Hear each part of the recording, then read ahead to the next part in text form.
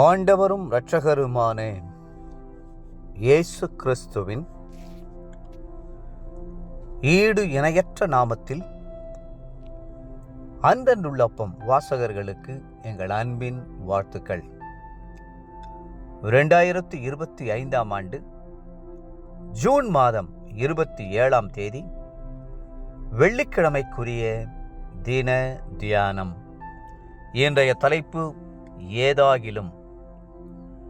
Mark 9:22 சொல்லுகிறது, நீர் ஏதாகிலும் செய்யக்கூடுமானால் எங்கள் மேல் மனதிறங்கி எங்களுக்கு உதவி செய்ய வேண்டும். ஒரு தகப்பன் தன் மகனுக்கு பிடித்திருந்த அசுத்த ஆவியிலிருந்து விடுதலை பெறும்படி அவனை சீஷரிடத்தில் அழைத்து வந்தான். அந்த அசுத்த ஆவி அந்த சிறுவனை தொடர்ந்து அலைக்கழித்து கொண்டே இருந்தது. சீஷர்களால் அதை துரத்தக்கூடாமல் போயிற்று. இயேசு கிறிஸ்துவிடத்தில் அந்த தகப்பன், நீர் ஏதாயிலும் செய்யக்கூடுமானால் என்று அன்போடு சொல்லுகிறதை பார்க்கிறோம். இவனை மனிதரிடத்திலும் கொண்டு போக முடியாது, வைத்தியர்களிடத்திலும் கொண்டு போக முடியாது. எந்த வைத்தியனால் மருந்துகளையும் மாத்திரைகளையும் கொடுத்து பிசாசை துரத்த முடியும்?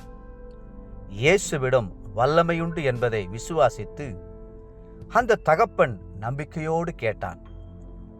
நம் தேவன் சர்வ வல்லமை உள்ளவர். ஆதியாகமம் 17:1.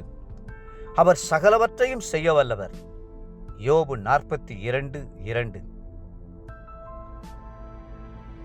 வல்லமை தேவனுடையது. 62ஆம் சங்கீதம் 11ஆம் வசனம். அவரால் செய்யக்கூடாத அதிசயமான காரியம் ஒன்றுமில்லை. எரேமியா 32:27. நீங்கள் கர்த்தர் மேல் விசுவாசம் வையுங்கள். உங்கள் பிரச்சனைகளையும் போராட்டங்களையும் உங்கள் ஜெபத்தில் கொண்டு வாருங்கள். கர்த்தர் நிச்சயமாகவே உங்களுடைய ஜெபத்தை தள்ளாதவர், உங்கள் வேண்டுதல்களை புறக்கணியாதவர். அவரிடத்தில் திரளான கிருபையும் இரக்கங்களும் உண்டு. தகப்பன் தன் பிள்ளைகளுக்கு இறங்குகிறது போல அவர் நிச்சயமாகவே உங்களுக்கு இறங்குவார். வேதம் சொல்கிறது, மீகா 7:15, அவர் உங்களை அதிசயங்களை காண பண்ணுவார். லூக்கா 24:19 சொல்கிறது, அவர் செய்கையிலும் வாக்கிலும் வல்லமை உள்ளவர். 138ஆம் சங்கீதம் 8ஆம் வசனம் சொல்லுகிறது, அவரே உங்களுக்காக யாவற்றையும் செய்து முடிக்கிறவர். நீர் ஏதாயிலும் செய்யக்கூடுமானால் எங்கள் மேல் மனதிறங்கி எங்களுக்கு உதவி செய்யும். இதுவரை மனிதருடைய உதவியை நாடினோம், இப்பொழுது உம்மை உறுதியாய் பற்றி பிடித்து கொண்டோம் என்று அந்த தகப்பன் இயேசு கிறிஸ்துவை நோக்கி கூப்பிட ஆரம்பித்தான். அப்பொழுது இயேசு கிறிஸ்து அந்த அசுத்த ஆவியை கடிந்து கொண்டார். ஊமையும் செவிடுமான ஆவியே, இவனை விட்டு புறப்பட்டு போய் என்று இயேசு அதட்டினார். அப்பொழுது அது சத்தமிட்டு அவனை மிகவும் அலைக்கழித்து விட்டு புறப்பட்டு போயிற்று. இயேசு அவன் கையை பிடித்து அவனை தூக்கினார். உடனே அவன் எழுந்திருந்தான். மார்க் 9ஆம் அதிகாரம் 25 மற்றும் 27ஆம் வசனங்கள். தேவப்பிள்ளைகளே, உங்களுடைய பிரச்சனைகள் எவை? இன்றைக்கு உங்களுக்கு முன்பாக நிற்கிற பிசாசின் எதிர்ப்புகள் எவை? கர்த்தரிடத்தில் வாருங்கள். எங்கள் மேல் மனதிறங்கி எங்களுக்கு உதவி செய்யும் என்று வேண்டிக் கொள்ளுங்கள். நிச்சயமாகவே கர்த்தர் அற்புதத்தை செய்வார். தாவீது சொன்னார், இக்கட்டில் எங்களுக்கு உதவி செய்யும், மனுஷனுடைய உதவி விருதா.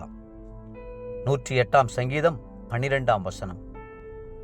மனிதன் உதவி செய்வேன் என்று சொல்லி செய்யாமல் இருந்து விடுவான். ஆனால் கர்த்தரோ உங்களுடைய ஜெபத்தை கேட்டு உங்கள் வாழ்க்கையிலே நிச்சயமாகவே ஒரு அற்புதத்தை செய்வார். இன்றைய நினைவிற்கு 46ஆம் சங்கீதம் 1ஆம் வசனம். தேவன் நமக்கு அடைக்கலமும் பலனும் ஆபத்து காலத்தில் அனுகூலமான துணையுமானவர். இன்றைய வேத வாசிப்பு காலை யோபு 8, 9, மற்றும் 10ஆம் அதிகாரங்கள். மாலை அப்போஸ்தலருடைய நடவடிகள் 8ஆம் அதிகாரம் 26 40ஆம் வசனம் முடிய. அன்புக்குரிய அன்றன்றுள்ள வாசகர்களே, மீண்டும் உங்களை வாழ்த்துகிறோம்.